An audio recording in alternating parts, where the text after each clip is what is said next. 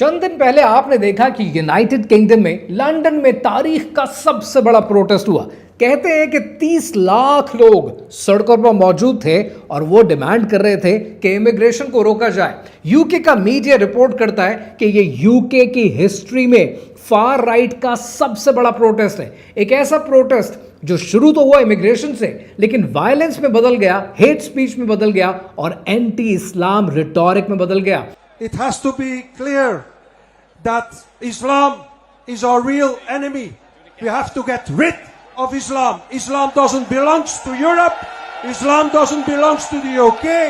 Islam, Hinduism, Baha'i, Buddhism, and whatever else you're into are all false. Ban halal, ban burqas, ban mosques, ban temples, ban shrines. We don't want those in our countries because our countries have been built on a religion that founded our great nation. आपने ये देखा कि जो speakers थे उन्होंने खिताब करते हुए कहा कि लोगों को वापस भेजा जाए, जिन जिन मुल्कों से मुसलमान आए इन्हें वापस भेजा जाए। वेस्ट के अंदर इस्लाम की कोई जगह नहीं है। इसी मजमे से इलॉन मस्क ने भी खिताब किया। अब इलॉन मस्क को इस मजमे से खिताब करने की जरूरत थी क्या? क्यों हेट स्पीचेस प्रेजेंट की गई और क्यों वहां पर फलस्तीन के खिलाफ नारे लगे, इस्राइल के झंडे नजर आए और कलमा तैयबा के झंडे नौजुबिल्लाह फाड़े गए? आज यूके में बैठा हुआ देसी ये सवाल करता है कि क्या उनको वहां से निकाल दिया जाएगा? ये सारी कहानी चल क्या रही है? इलॉन मस्क को मजमे से खिताब करने की जरूरत क्या थी और इस इवेंट का ऑर्गेनाइजर खुद उसकी तारीख क्या है? ये सब कहानी है क्या? आइए समझते हैं।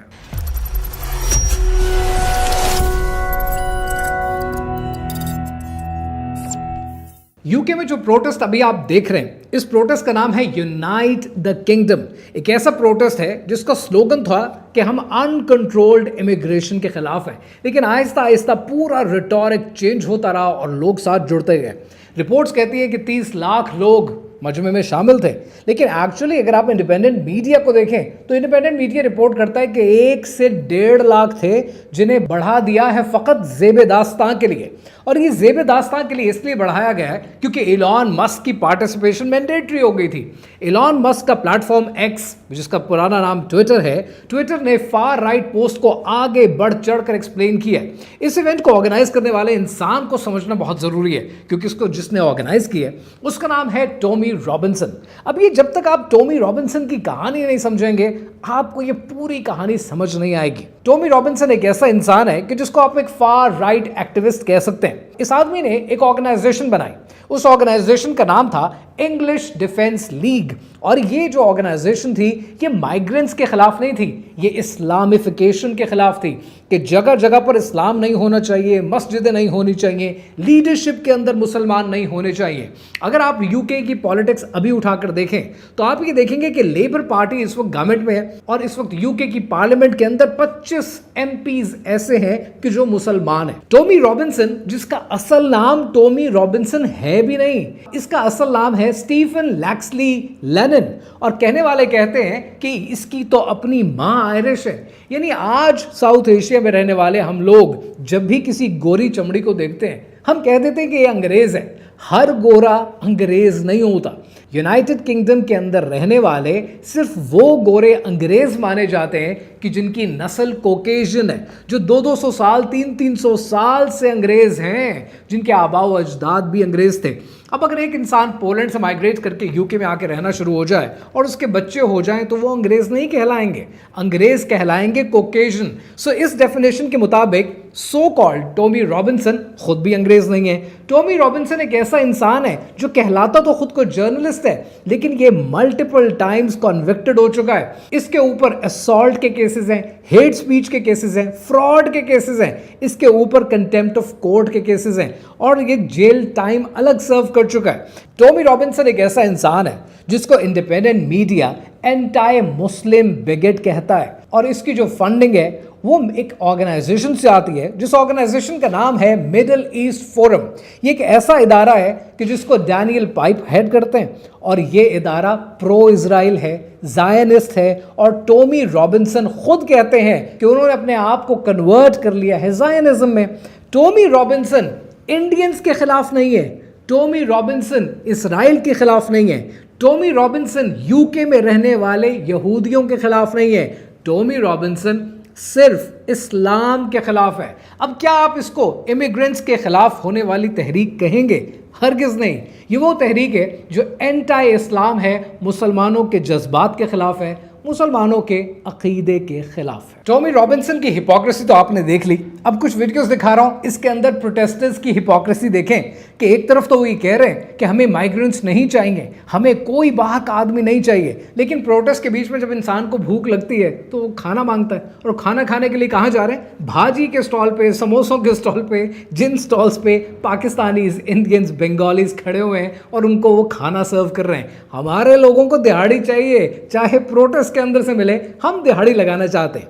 लेकिन यहां पर एक बहुत बड़ा सवाल बनता है और वो सवाल यह है कि कीयर स्टारमर के खिलाफ, यूके की गवर्नमेंट के खिलाफ उन्हीं की सड़कों पे इतना बड़ा प्रोटेस्ट क्यों हो रहा है? फॉर वन सिंपल रीजन, आज लेबर पार्टी को और कीयर स्टारमर जो कि ब्रिटिश प्राइम मिनिस्टर हैं, उन्हें कट टू साइज करने की जरूरत है। उन्हें यह बताना चाहती है दुनिया की एलीट कि जो हम चाहते हैं वो होने दें, वरना मजमा खड़ा है, आपका शहर भी अनसेफ कर देंगे। लेकिन सवाल ये, कीयर स्टारमर ने ऐसा किया क्या है कि ये सब करने की जरूरत है? For that you need to understand कि इस वक्त यूके के अंदर लेबर पार्टी बरसर इक्तदार है और लेबर पार्टी को हमेशा प्रो इमिग्रेशन या लेफ्टिस्ट पार्टी कंसिडर किया जाता था। लेकिन कीयर स्टारमर ना लेफ्टिस्ट है ना राइटिस्ट है, ही इज अ सेंट्रिस्ट। और इनका कहना यह है कि कंट्रोल्ड, सिलेक्टिव और फेयर निजाम चलना चाहिए। अगर फलस्तीन को मानने की जरूरत है तो फलस्तीन को मान लेते हैं। अपनी कैबिनेट के अंदर अगर मुसलमान एमपीज को वजारत देने की जरूरत है तो आओ मुसलमान एमपीज को वजारत देते हैं। अगर इस्लामोफोबिया पे बोलने की जरूरत है तो उनको बोलने देते हैं। लेकिन आज कीयर स्टारमर को इसलिए कट टू साइज करना जरूरी है क्योंकि 17 तारीख से लेकर 19 तारीख तक यूएस प्रेसिडेंट डोनाल्ड ट्रंप एक हिस्टोरिक विजिट करने वाले हैं यूके का, और यूके के अंदर आकर कुछ ऐसे एग्रीमेंट साइन होने वाले हैं कि जिसके बाद यूके नहीं रहेगा, कहानी बदल जाएगी। और इससे पहले कि यूके की गवर्नमेंट बैकआउट कर जाए, उनको कट टू साइज करना बहुत जरूरी था। अमेरिकन प्रेसिडेंट डोनाल्ड ट्रंप जो यूके में लैंड करने वाले हैं कुछ दिनों में, वो अकेले नहीं आ रहे और उनके साथ आ रहे हैं एनवीडिया के सीईओ जेनसन हुआंग, उनके साथ आ रहे हैं ओपन एआई के सीईओ सैम ऑल्टमैन और उनके साथ आ रहे हैं एप्पल के सीईओ टिम कुक। और ये टैग अलोंग्स नहीं है, ये ओलेगार्क्स हैं, ये को आर्किटेक्ट हैं इस पूरे ट्रिप के। अब इस पूरे ट्रिप के अंदर तो बहुत कुछ होने वाला है, लेकिन 3 मेजर एग्रीमेंट्स हैं जो होने वाले हैं। पहला एग्रीमेंट है AI and data infrastructure. Billions of dollars की इन्वेस्टमेंट आ रही है और ये प्राइवेट कंपनीज अब यूके का एआई इंफ्रास्ट्रक्चर ओन करेंगी। ओपन एआई और एनवीडिया के बीच में हो गई है पार्टनरशिप एक नए प्रोजेक्ट को लेकर, और उस प्रोजेक्ट का नाम है ब्लिथ। इस प्रोजेक्ट के अंडर नॉर्थम्बरलैंड जो कि यूके का एक एरिया है, वहां पर डेटा सेंटर्स बनने वाले हैं। अब इन डेटा सेंटर्स को चलाने के लिए इमेंस एनर्जी चाहिए होती है, पावर चाहिए होती है, और यूके का करंट एनर्जी ग्रिड सिस्टम पहले ही स्ट्रेन्ड है, चोक्ड है, और उसके ऊपर ये मजीद प्रेशर डाला जाएगा कि मजीद इसके अंदर डेटा सेंटर्स बनाए जाएं। अब यूके सुनने में तो लगता है कि बड़ी अच्छी बात है, बिलियंस ऑफ डॉलर्स की इन्वेस्टमेंट है, लेकिन जब आप कहानी को कुरे देंगे तब आपको ये पता चलेगा कि खुद यूके के एमपीज, यूके के पॉलिटिशियंस, यूके के क्रिटिक्स इसके खिलाफ बात कर रहे हैं, क्योंकि वो ये कह रहे हैं कि हमें एआई इंफ्रास्ट्रक्चर तो मिलेगा लेकिन सॉवरेनिटी हमेशा के लिए यूएस के पास चली जाएगी। हमारे पास सिस्टम तो होगा लेकिन हार्डवेयर यूएस के पास होगा। यानी यूं कह लीजिए कि फाइनली वो दिन आ गया है कि चांस है कि अब यूके फाइनली एक कॉलोनी बनने वाला है यूनाइटेड स्टेट्स की, और इसके ऊपर अगर यूके के पॉलिटिशियंस बोलते हैं तो उनका बोलना बनता है। दूसरा जो मेजर एग्रीमेंट होने वाला है वो न्यूक्लियर एनर्जी को लेकर है, और इसको कहने वाले कहते हैं कि ये न्यूक्लियर एनर्जी का रेनाइसा है। अब इस रेनाइसा के अंदर यूएस और यूके आपस में ये डील करने वाले हैं कि दोनों ममालिक एक दूसरे के अंदर न्यूक्लियर प्लांट्स लगाएंगे और इस न्यूक्लियर प्लांट की एनर्जी को रूट करेंगे एआई इंफ्रास्ट्रक्चर के लिए। अब यहां पर यूके की तरक्की मकसूद नहीं है, यहां पर चाइना को यह बताना है कि यूके भी अब हमारे कैंप में आ चुका है, यूके भी हमारे कंट्रोल में आ चुका है, तो चाइना की एआई डोमिनेंस अब दुनिया में नहीं चलेगी।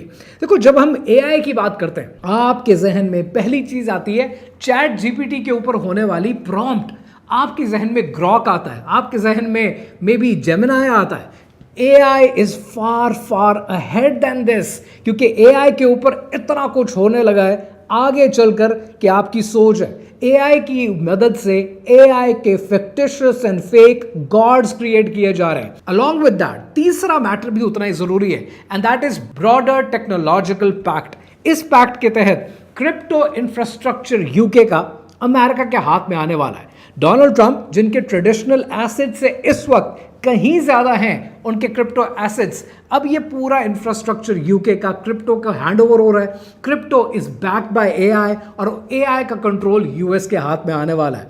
अब यहां पर एक और इंपॉर्टेंट मैटर है जो इसी ट्रिप के अंदर होने वाला है, इसी विजिट में हो रहा है, और वो पीटर थिल की कंपनी पैलेंटीर के लिए है। यूके के पास ऑलरेडी 5 आइज इंटेलिजेंस का एक सर्वेलेंस सिस्टम है। ये पूरा सर्वेलेंस सिस्टम अब अमेरिका के अंडर आने वाला है। यानी अमेरिका ये कर रहा है कि यूके, ऑस्ट्रेलिया और यूएस इन तीनों की सर्वेलेंस शेयर्ड इंटेल की बेसिस पर, सिक्योरिटी एनहांसमेंट की बेसिस पर अमेरिका के कंट्रोल में आ जाएगी। यानी यूं समझ लीजिए कि UK is finally becoming a colony और एक सर्वेलेंस स्टेट बनने जा रहा है। ऑलरेडी यूके के अंदर फीसा को लेकर बहुत बहस हो चुकी है। ये उनका वो कानून है कि जो सर्वेलेंस अपने हाथ में रखना चाहता है, और बड़ी हद तक चांस है कि यूके की पार्लियामेंट इन सब चीजों को अप्रूव ना करे। इसलिए कीयर स्टार्मर को इवेंट होने से पहले, ट्रिप होने से पहले, इस विजिट से पहले कट टू साइज करना बहुत जरूरी था। अब यहां पर बहुत से लोग पूछेंगे कि इलॉन मस्क तो ट्रंप से अलग है। आपको लगता है कि इलॉन मस्क ट्रंप से अलग है? ये सिर्फ एक दास्तान है जो आपको सुनाई जाती है। इलॉन मस्क की पार्टिसिपेशन, ट्विटर का ऐसी पोस्ट को पुश करना कि जो फार राइट है, ये साबित करता है कि इलॉन मस्क भी उसी कहानी का हिस्सा है कि आज दुनिया की हुकूमतें नहीं चला रही हैं।